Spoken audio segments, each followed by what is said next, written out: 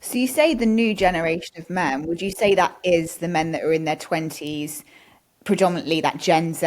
Is that the new generation that's coming through that are open to this? Yeah, so if you haven't seen it, YouGov has just released a very wide-ranging study into young men in the UK today, and because there is this perception that misogyny and bias are entrenched in Gen Z men. And this study is enormously reassuring to read. And by the way, I'll send you the link so you can include it with the show notes, Please. because that is actually not the case. And by the way, I will say this is also my own experience on the ground meeting young men, not just the ones, I meet and date, but I have many young male fans. I have many opportunities to talk to young men. Earlier this year, I had an amazing evening. There is this incredible nonprofit here in the US called the National League of Young Men. It's nationwide. It has chapters all over America. It's an organization for high school aged boys, which here in America is 14 to 18-year olds, and their mothers. And the mothers run each chapter, and they schedule programming that is designed to help, outside of what they learn at school, to bring these teenage boys up to be fine, upstanding members of and leaders in their community. So the mothers of the Greenwich, Connecticut chapter of the National League of Young Men earlier this year asked me to come and talk to 50 high school teenage boys about Make Love Not Porn. Full credit to them. And Greenwich, Connecticut is a suburb outside New York. So they sent a car for me. They held this in one of their homes where there's a big living area they could cram 50 teenage boys into. And they said to the boys, okay, we're now going to close the doors. We're going to go into another part of the house. We hear nothing. We see nothing. We know nothing. We're leaving you alone with Cindy. This is a phenomenal opportunity. Take full advantage of it. And I did a short presentation about Make Love Not Porn, why I started it, everything I wanted them to know. And then I opened it up to Q&A. And obviously this is a room full of teenage boys, deathly silence. Then one boy asked a question, then another one, and then the floodgates opened. And we just had a wonderful conversation, very free and frank. They were absolutely lovely. And, it's all the classic teenage things, insecure about dating, what do girls really like, do girls really like big cocks? I was able to land the message of, no, it's not what you've got, it's what you do with it. And so I do a lot of interacting with young men, and I can tell you that, the clickbait in the media is not true of all of them. And what would you say that clickbait is? That, all younger men are part of the manosphere. All younger men think Andrew Tate is God. I posted a couple of videos recently. I posted two videos responding to the Channel 4 Bonnie Blue documentary, and I encourage our audience to find them. They're on my Instagram page and on my LinkedIn. I posted an overall perspective from me, and then I posted a second one that I wanted to make the point about, which was, I said, no, contrary to what the media would have you believe, it is not every teenage boy's ambition to lose his virginity in a 1,000-man, line with Bonnie Blue. And I say that because, so I've been dating young men for a very long time. And what I mean by that is I've met many young men. I've not dated all of them. I've met young men and we have not taken it further. And in some cases, that has been because those young men were completely fucked up by porn. And by the way, Sarah, it's very important to say, I've been saying this for years, the issue isn't porn, the issue is that we do not talk openly and honestly about sex in the real world. Because if we did, people would bring a real world mindset to what is simply performative produced entertainment. But I have been, especially given what I do, a therapist in these dates, these conversations with young men. So, I met up with one young man, I think he would have been 20 at the time, who had been really messed up by porn. He told me that he lost his virginity at the age of 16 with a couple he met on a message board, this is years ago, who were looking for a young man to join them in a threesome. And I said to him, are you happy you lost your virginity in that way? And he said no. He obviously wanted to have sex for real, but actually that was not what he really wanted his first time to be. One of the younger men I do date and have been dating very happily for a number of years, um, he told me that he lost his virginity when he was 16 years old. He was in the shower and his best friend's mother got in with him. And in the moment, you're not going to protest that and hormones take over. But I said to him, are you happy you lost your virginity in that way? No, he wasn't. He would have liked to have lost his virginity with someone he was madly in love with. Okay.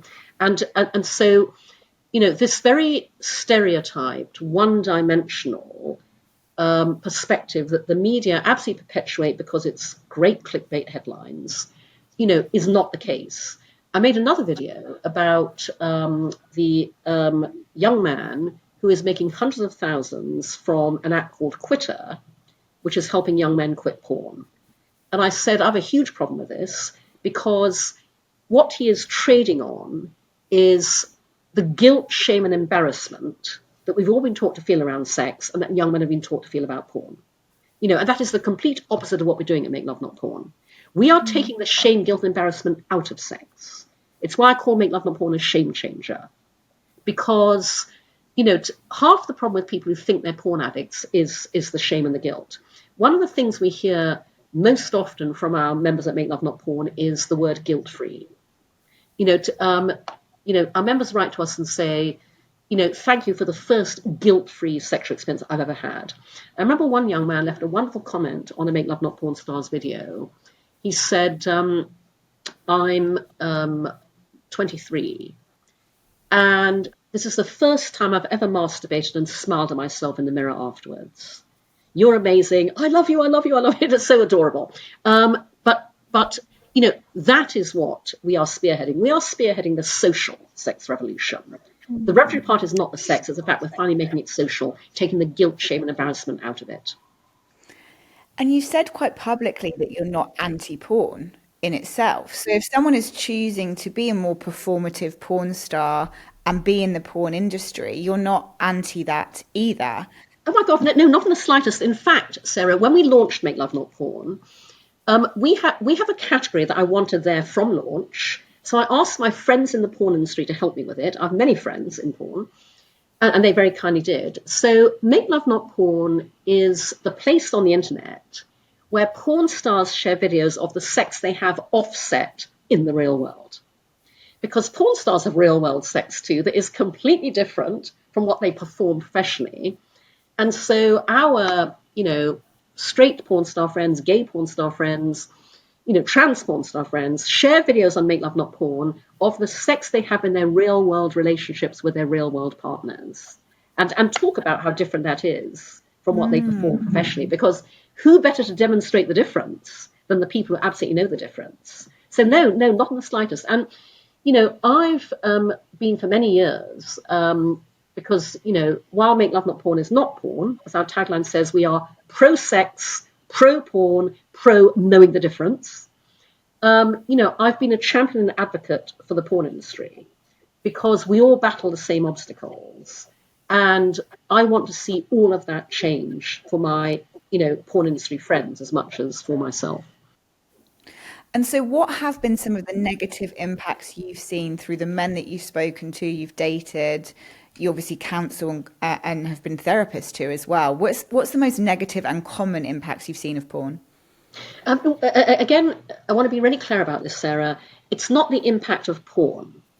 It's the impact of the lack of sex education, the lack of open, healthy dialogue around sex, and the lack of, until Make Love Not Porn came along, any real world counterpoint and complement to porn, because we are not a competitor with porn. We are the only real world complement. As I said, I draw the Hollywood movie documentary analogy deliberately because people like watching Hollywood movies. People also like watching documentaries. Sometimes they move for a movie, sometimes they move for a documentary. That's how we work.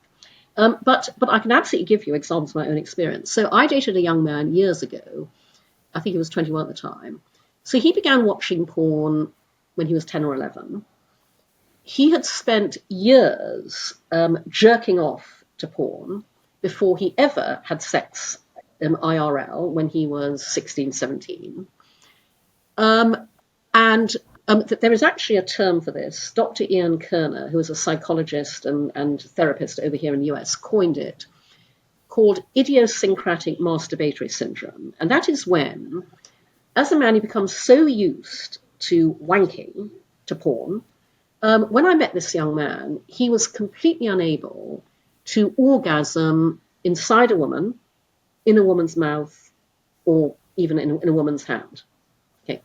And, that is obviously in my case, again, this was, dating him casually, although I was very fond of him and we've known each other for many years. We're friends on Facebook.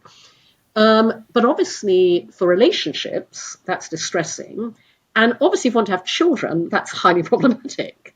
Okay, Yeah. so that's one example. Literally, he could only come during sex by jerking himself off. Obviously I've run the full gamut of, experiencing porn tropes. Again, and again, bear in mind, these are lovely young men who are a bit nervous about getting to bed with an older woman, want to impress me, think they've got to break out the porn moves, So I've been choked, strangulated non-consensually. That was a deeply unpleasant experience. Because ultimately, yes, in the kink community, that is absolutely managed very carefully, but there is no safe way of doing that. Ultimately, fundamentally, just basically assumptions that all women like this when that is not the case. And again, my background of 40 years working in advertising absolutely feeds into how I designed Make Love Not Porn, because I've spent 40 years working in the business of communication. I know, therefore, that anything great in life and business is born out of great communication. Sex is no different. Great sex is born out of great communication. And so communicate. What you like, what you don't like. Every sexual partner you will ever have is different. And that's the fun of it, finding that out and reinventing sex anew with every partner, whether they're casual or whether they're committed. And so you are now launching something new with Make Love Not Porn, which sort of feeds into this education piece. Is this something you can talk about publicly? Yeah. No, absolutely. And by the way, what is very depressing, Sarah, is that it's not new. I had this idea 10 years ago because parents and teachers began reaching out to me from day one of Make Love Not Porn, begging me for the 0 to 18 and beyond sex education extension of what we do. And so 10 years ago, I came up with the idea of makelovenotporn.academy, which is a global aggregator hub for the best of the world sex education content that is already out there, but is being blocked, censored, and deplatformed everywhere. Because in the years I've been building Make Love Not Porn, I built up a huge network all around the world of brilliant sex educator friends who face all the same problems I do. Their content gets blocked on Facebook and Instagram. Their accounts get suspended. They're banned from promoting themselves. So I was able to raise a small amount of equity crowdfunding last year, failed to hit target, but enough, some bridge funding, to build makelovenotporn.academy. We've just completed the build of the platform. We have just invited over 100 brilliant educators into the platform to populate it with their content. We've asked them to finish doing that by the end of this month. We're going to test the hell out of it. We hope to be able to release makelovenotporn.academy in the next month or so. And what we're doing at the Academy is we are organizing the world's sex education information to make it universally accessible and useful. That is a deliberate paraphrase of Google's original mission statement: organize the world's information to make it universally accessible and useful. Because today in this area, Google is not doing that. The algorithm is biased, it's censoring. Parents, teachers, young people cannot find what they're looking for when they search for it. So we are building the Google of sex ed. And I encourage our listeners to go to makelovenotporn.academy, check out the holding page we have there, enter your email for us to notify you when we launch.